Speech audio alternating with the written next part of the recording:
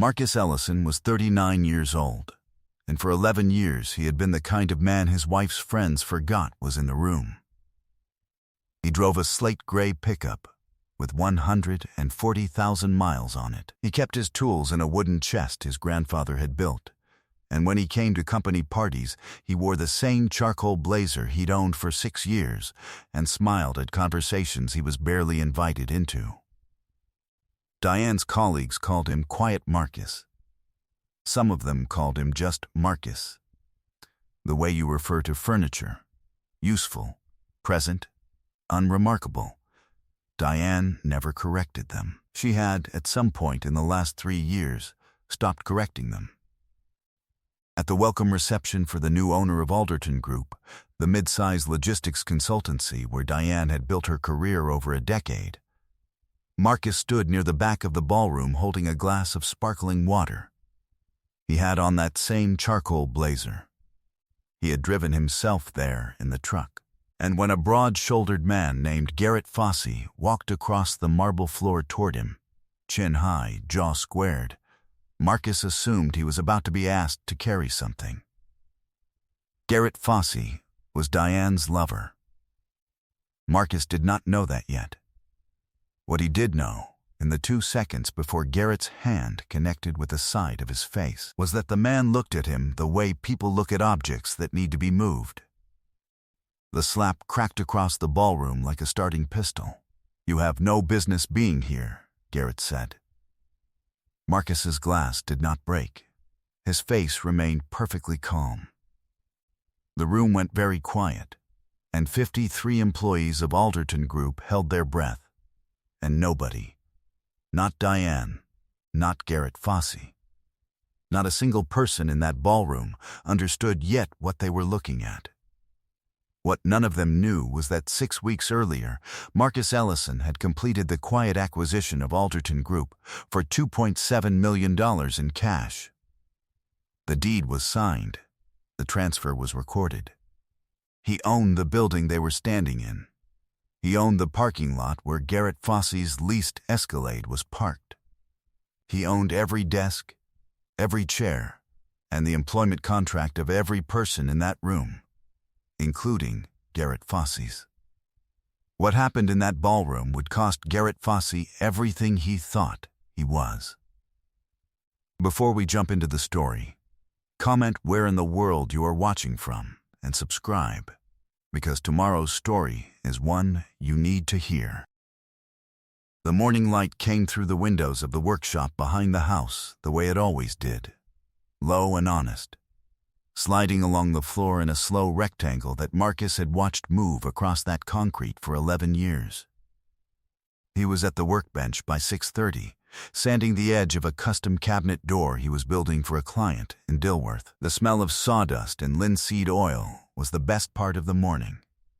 It always had been. Marcus ran a small but well-regarded custom carpentry and construction consulting business out of that workshop. His cards said, Ellison Built. He had 3 employees, a steady book of residential clients, and a reputation in Charlotte that was quiet the way his grandfather had taught him reputation should be. His grandfather had said, sitting on a porch in Gastonia with a glass of iced tea, "The man who shouts about his work is always the man who's afraid you haven't noticed it." Marcus had built Ellison Built on that principle. He built things that didn't need to be announced.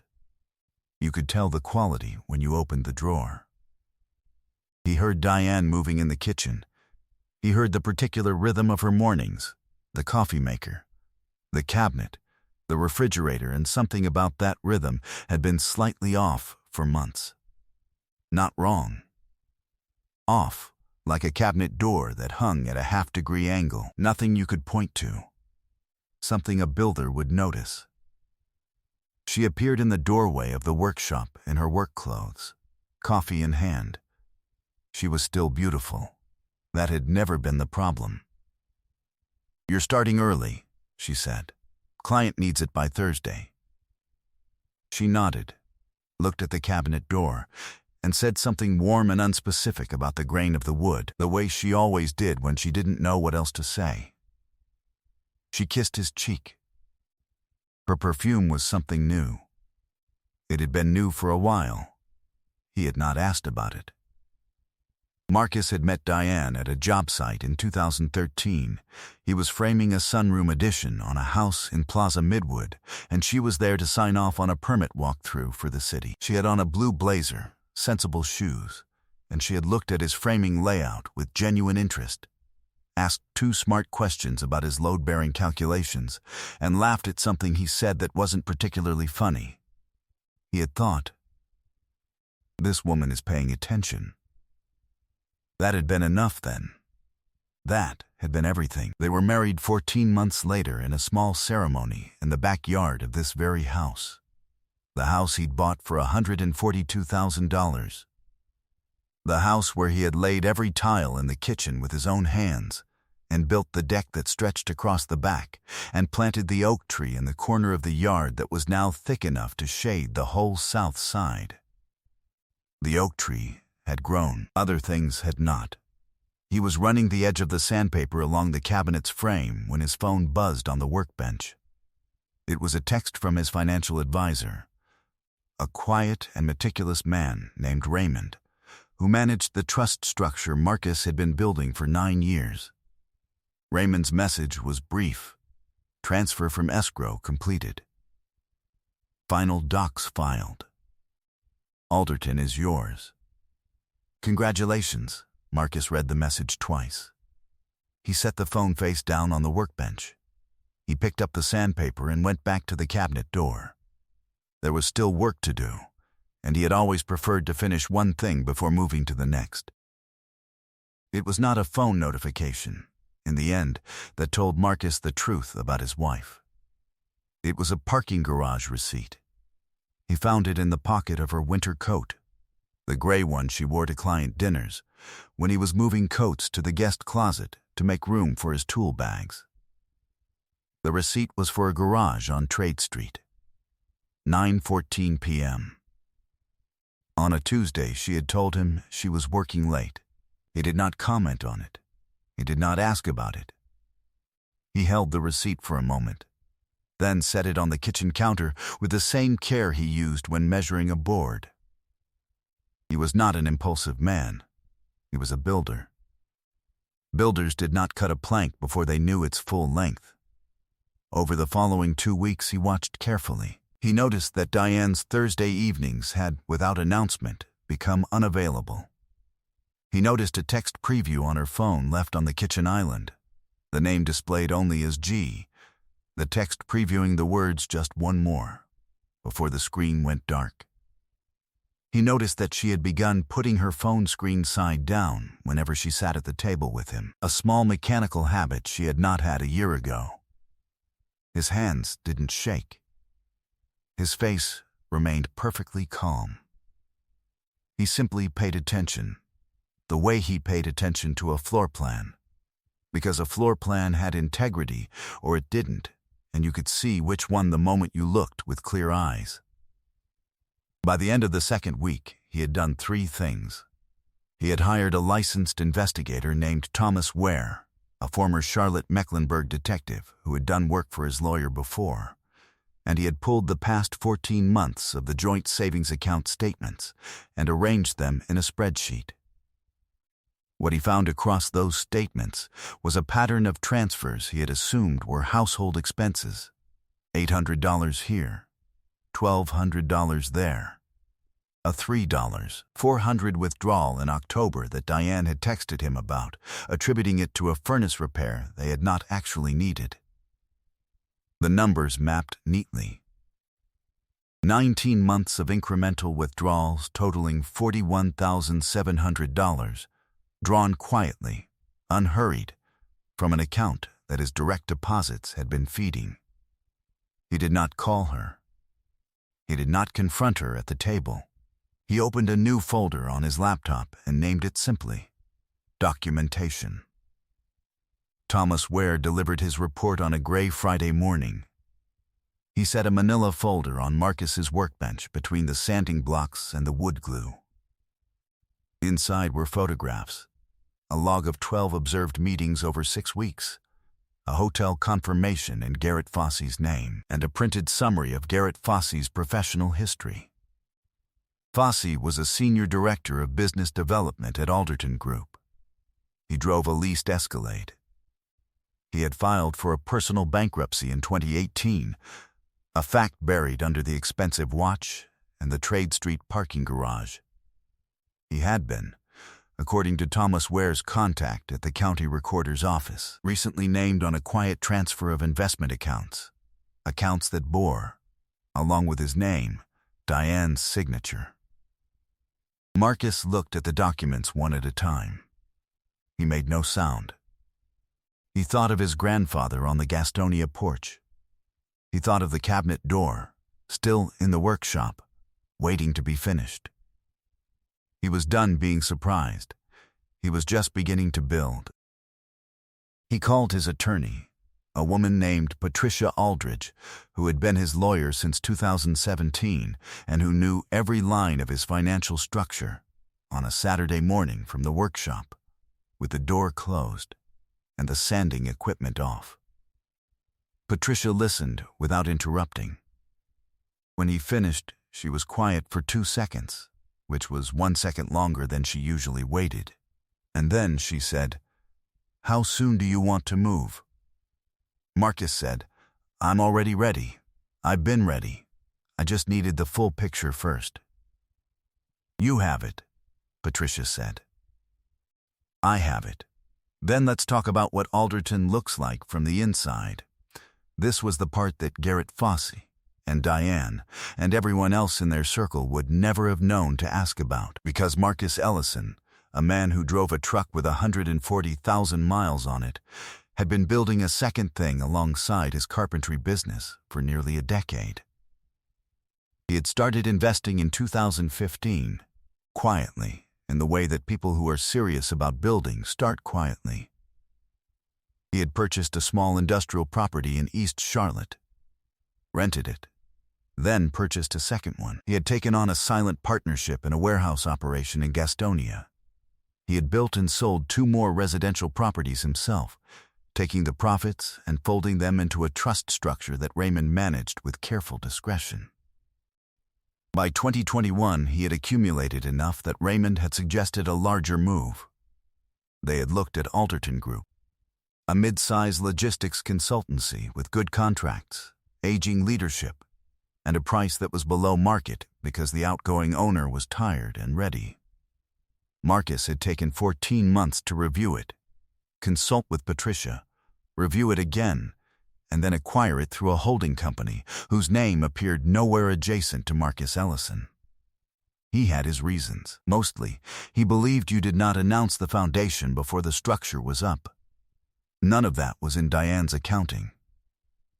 He met with his uncle Bernard, his mother's brother, the man who had taught him to drive, and who had stood in the yard when Marcus's mother passed and said very little but stayed very long, at a diner in Kannapolis on a Tuesday morning. Bernard was 71, retired from the postal service, and he had seen Marcus grow from a boy who built birdhouses to a man who built companies. He listened to Marcus's account with his coffee untouched, and then he said, "You already know what you're going to do.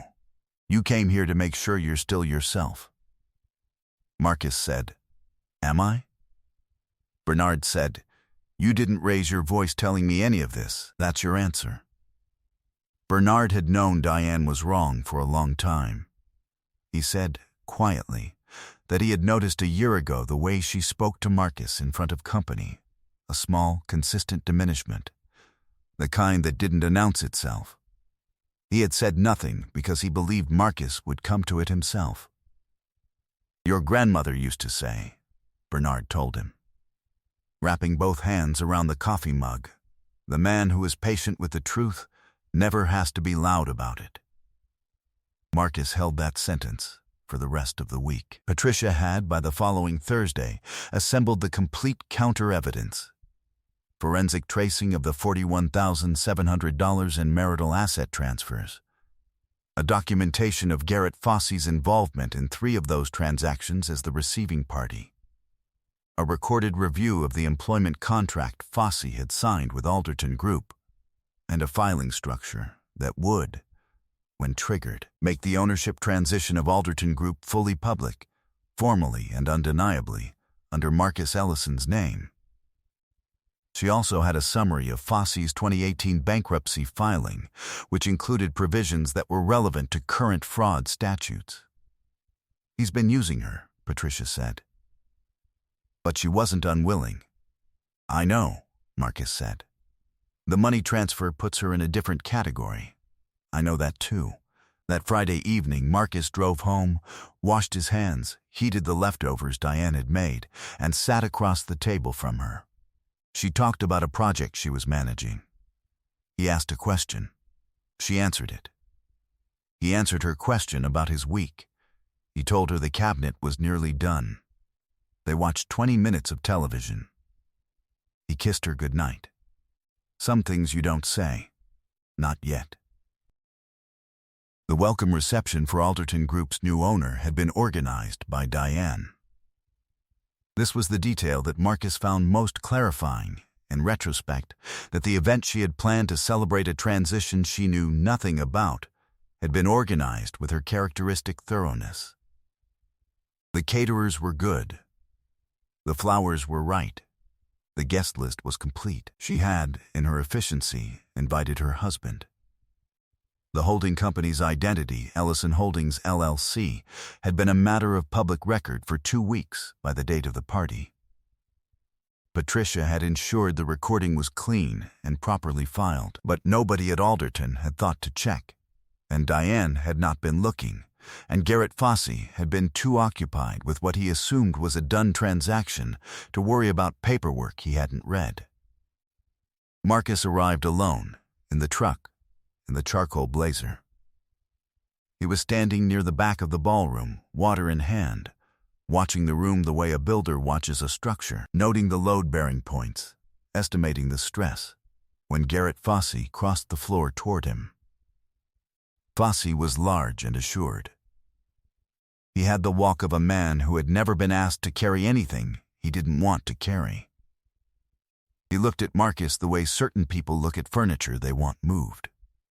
He slapped Marcus across the face in front of 53 employees. Marcus's glass did not break. His face remained perfectly calm. He looked at Garrett Fosse for a long, quiet moment. The room had gone to total silence. "You shouldn't be here," Garrett said again, quieter this time, because the silence had begun to feel different than he'd expected. Patricia Aldridge stepped forward from a table to Marcus's left. She was wearing her charcoal suit and carrying a leather portfolio. She was followed by Raymond, and by Thomas Ware, and by 2 additional attorneys whose names were on the documents in Patricia's portfolio. Garrett Fosse turned to look at them the way a man looks at something he has not planned for. "Mr. Fosse," Patricia said, with the clarity of a woman who had spoken in courtrooms for 26 years, "I'm counsel for Ellison Holdings LLC, which as of 31 days ago is the sole owner of Alderton Group, its assets, its real property, and all employment agreements currently in effect with its staff." She opened the portfolio and set a document on the nearest table. "That includes yours." Diane had gone still near the catering table. She was looking at Marcus the way you look at a room you thought you knew when you discover a wall you never noticed. Marcus stepped forward. He did not raise his voice.